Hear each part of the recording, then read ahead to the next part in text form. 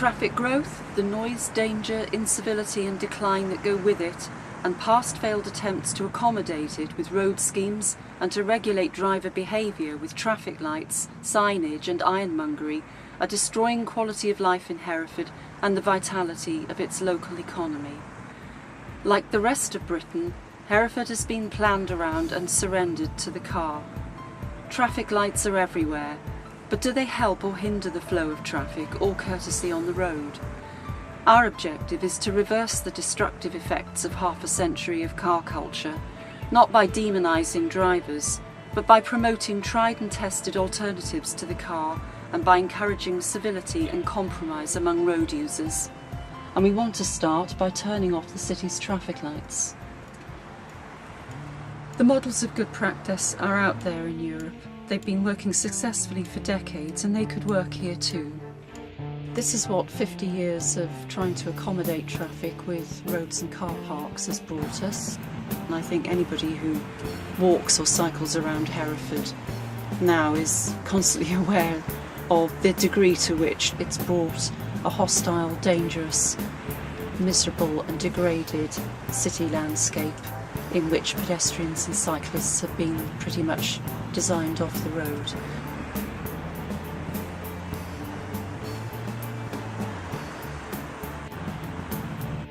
It's also enormously wasteful of road space.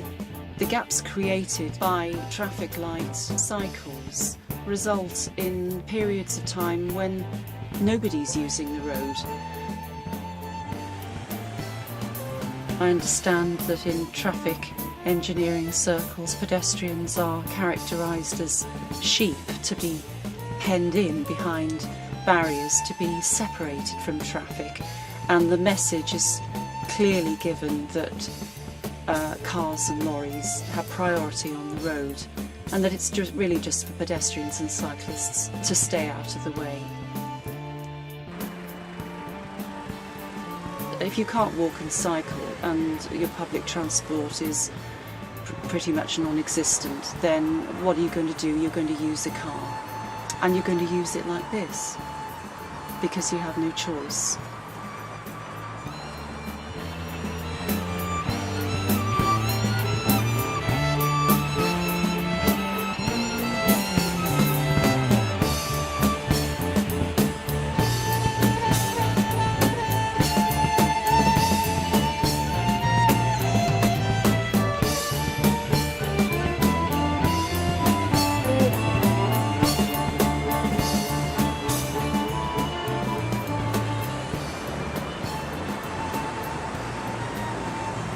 It's the kind of traffic management that brings out the worst impulses in drivers. It completely deactivates people's natural impulse to cooperate and to filter in with give and take and courtesy.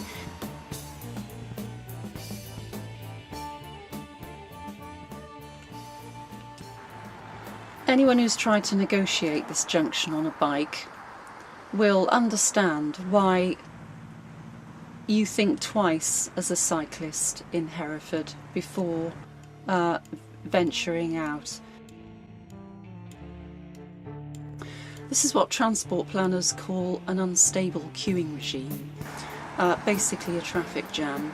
You can see that this roundabout near Asda is a perfect example of what happens when you put in an enormous traffic junction and over-engineer it with traffic control.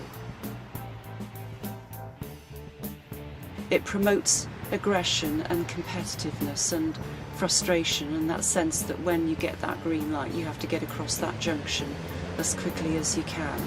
It's the kind of environment that is completely alien to pedestrians and cyclists.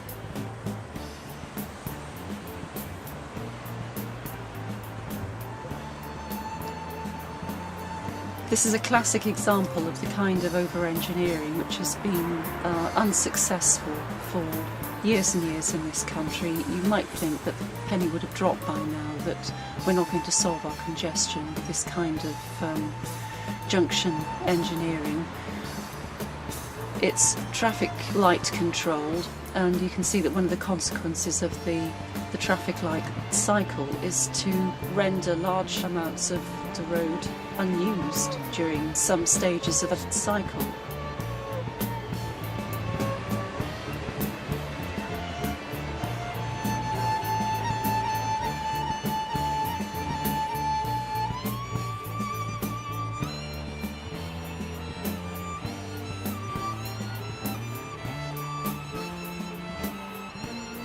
It's a mess, it's not progress, and we need to stop digging this hole and start looking for some more innovative solutions.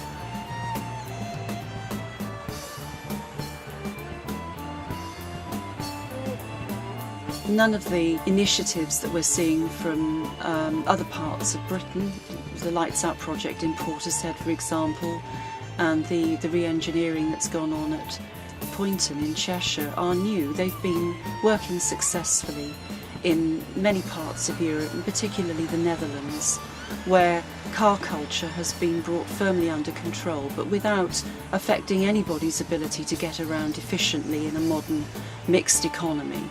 And all we need to do is look across the channel and cherry pick those good ideas and implement them in Britain.